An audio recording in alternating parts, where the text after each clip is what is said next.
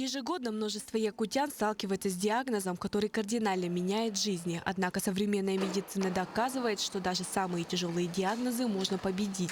В Якутском онкологическом диспансере сегодня применяются новейшие методы лечения и оборудование. Установлено диагностическое оборудование, одно из самых современных не только у нас в России, но и в мире. Компьютерный томограф спектральный, двухэнергетический. Также стоит МРТ трехтесловый, который единственный на Дальнем Востоке.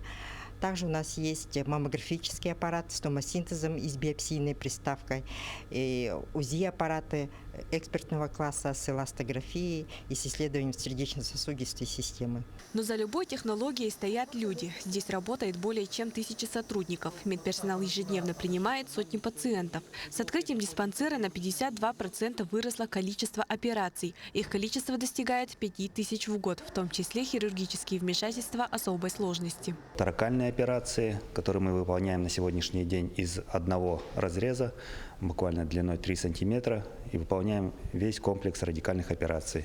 Также могу сказать и про абдоминальные операции, и гинекологические операции.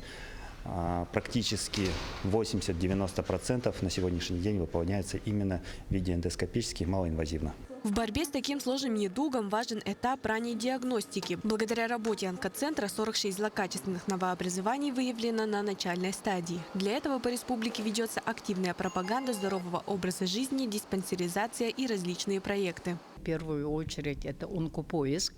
Этот проект мы начали, начиная с 2020 года. Также мы расширяем вот эту скрининговую программу, начиная с 2024 года у нас работает «Мамино здоровье», которое направлено на раннее выявление рака молочной железы и на раннее выявление рака шейки матки. Онкологический диспансер был открыт при поддержке федерального проекта «Борьба с онкологическими заболеваниями» в рамках нацпроекта здравоохранения, инициированного президентом Владимиром Путиным. В 2025 году работа продолжилась в рамках нового президентского нацпроекта «Продолжительная и активная жизнь».